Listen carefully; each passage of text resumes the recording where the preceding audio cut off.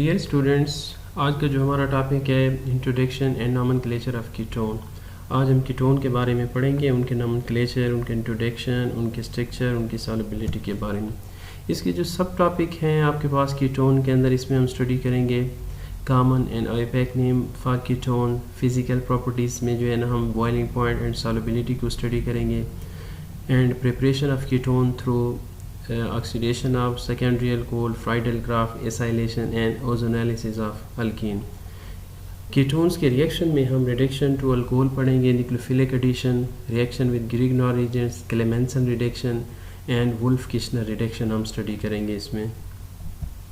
First of all अगर हम इस कीटोन को देखें तो इसमें जो आपके पास फंक्शनल ग्रुप होता है वो सी डबल बॉन्ड ओ होता है। इसमें आपके पास इसमें जो कार्बोनिल ग्रुप है, कार्बन ऑक्सीजन के साथ डबल बॉन्ड के साथ अटैच होता है और उसके साथ दो अल्काइल ग्रुप अटैच होते हैं। Ketone the carbon atom in carbonyl group is bonded to two hydrocarbons group. अगर यहाँ पे हम देखें इसके जनरल फार्मूले की बात करें तो ये आपके पास R C double bond R है, और ये जो आपके पास आर ग्रुप यहाँ पे दिखाए गए दीज आर अल्काइल ग्रुप, जिसको हम कीटोन का नाम देते हैं। ये आर जो है आपके पास एज ए सब्स्टिट्यूएंट के तौर पे काम कर रहे होते हैं, और ये आपके पास जो है ना इन दो अल्काइल में से एक एराइल भी हो सकता है, दोनों भी एराइल हो सकते हैं, दोनों भी आपके पास जो है ना अल्काइल ग्रुप भी हो सकते हैं।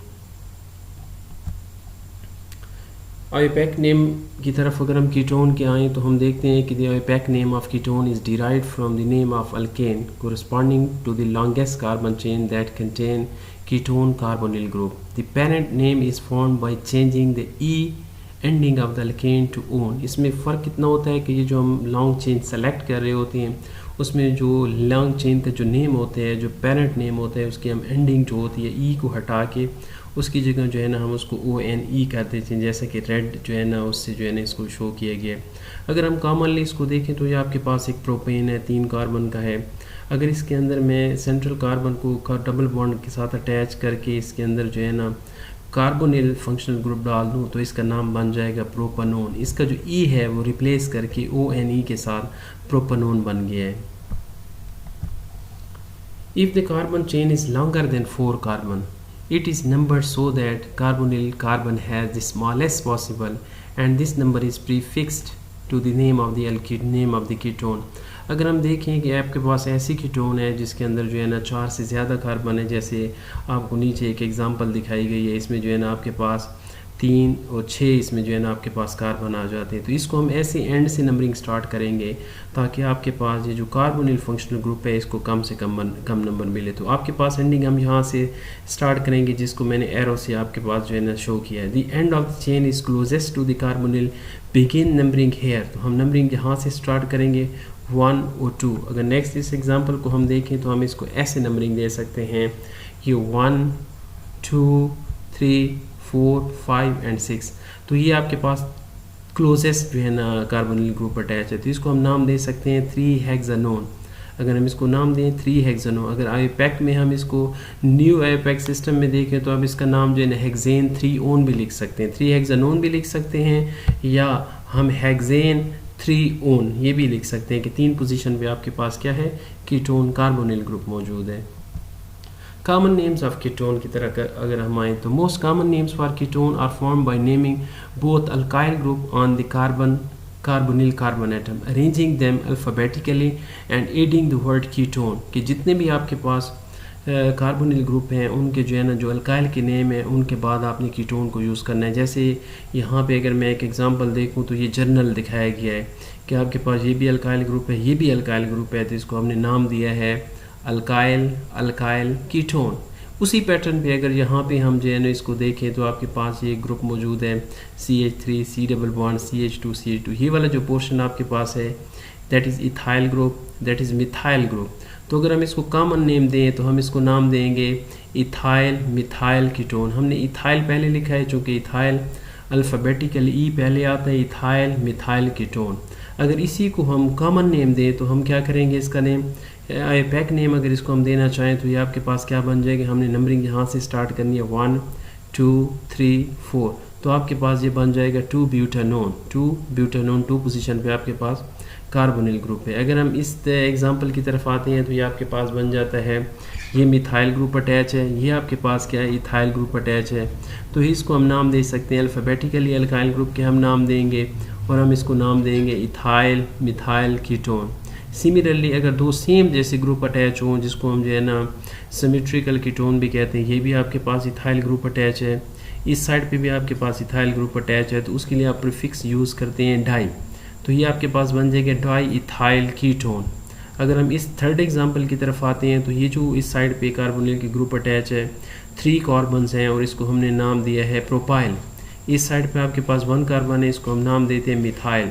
तो आप अगर अल्फ़ाबेटिकली इसका नाम लेना चाहें तो ये आपके पास बन जाएगा मिथाइल प्रोपाइल कीटोन, और ये इसका क्या है, कॉमन नेम है। अगर हम इसका पैक नेम लेना चाहें तो हम नंबरिंग यहाँ से स्टार्ट करेंगे 1 2 3 4 एंड 5। तो आपके पास क्या बन जाएगा 2 pentanone. Nomenclature of cyclic ketones and aromatic compounds। अगर हम इसकी तरफ आएँ तो the parent name is formed by changing the E ending of the cycloalkane to ONE, O-N-E। Carbonyl carbon is designated as carb position number 1। अगर हम इसको देखें तो आपके पास जो साइक्लिक कंपाउंड होते हैं उसमें भी आपके पास एंडिंग O-N-E हो जाती है, और जहाँ पे भी यहाँ पे आपके पास इन साइक्लोहेक्सेन में कार्बोनिल ग्रुप अटैच होगा वहाँ से हम नंबरिंग को स्टार्ट लेंगे। जैसे में साइक्लोहेक्सानोन है, इसको हमने नाम दिया है साइक्लोहेक्सानोन। अगर यहाँ पे हम कोई इसका ग्रुप अटैच कर दिया, जैसे मिथाइल ग्रुप है, तो हम नंबरिंग यहाँ से स्टार्ट करेंगे 1 2 3 एंड 4। 4 पोजीशन पे आपके पास मिथाइल ग्रुप अटैच है, तो हमने इसको नाम दिया है 4 मिथाइल साइक्लोहेक्सानोन। हमेशा जो है ना नंबरिंग आपके पास जो आपके पास साइक्लिक कंपाउंड होंगे वो कीटोन से स्टार्ट होगी।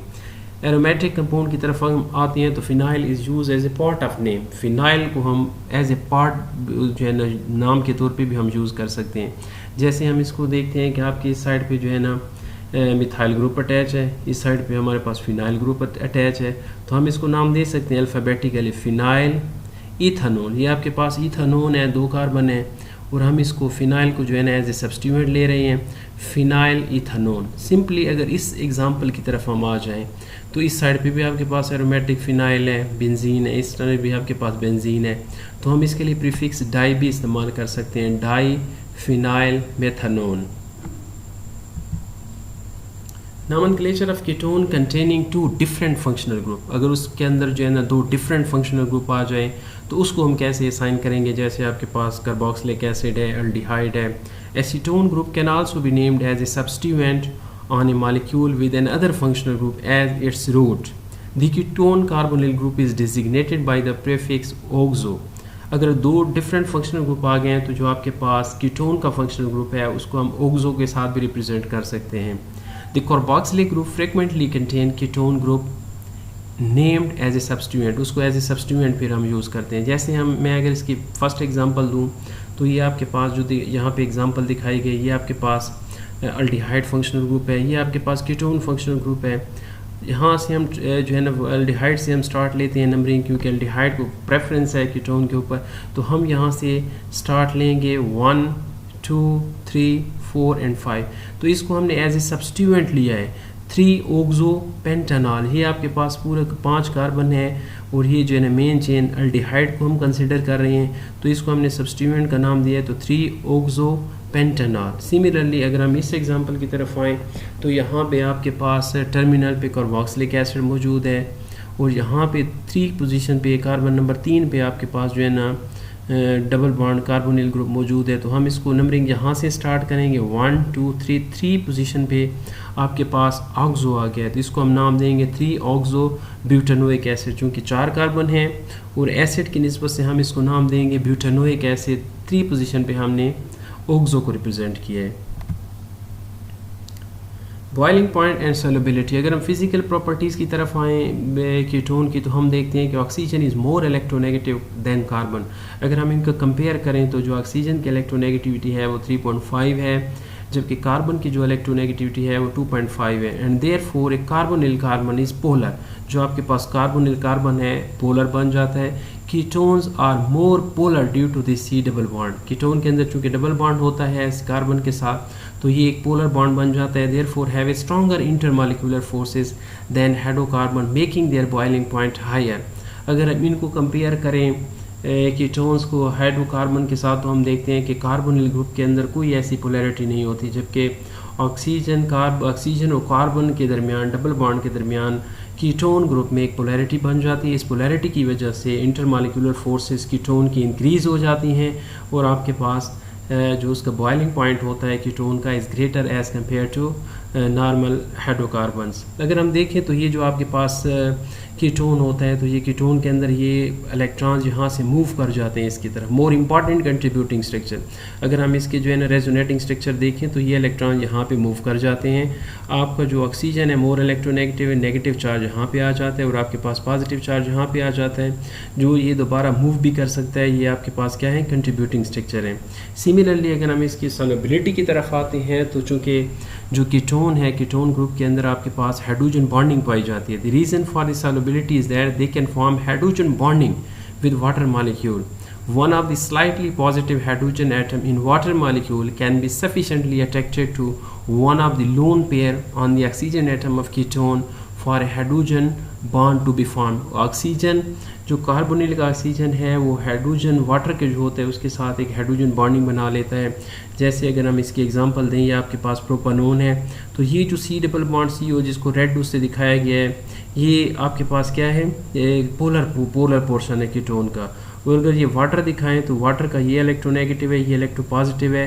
तो ये जो ग्रीन उससे दिखाया गया है ये ऑक्सीजन, कार्बोनिल का ऑक्सीजन और वाटर का जो हाइड्रोजन होता है ये आपस में मिल के चूँकि बॉन्ड बना देते हैं और ये हाइड्रोजन बॉन्डिंग हो जाती है। और ये जो आपके पास प्रोपोनोन है या एसीटोन जिसको हमने दिखाया हाईली सॉल्युबल इन वाटर, इसी हाइड्रोजन बॉन्डिंग की वजह से ये जो आपके पास कीटोन का मॉलिक्यूल है हाईली सॉल्युबल होता है एज़ कम्पेयर टू अदर जो है ना आपके पास हाइड्रोकार्बन्स हैं। Thank you very much dear students.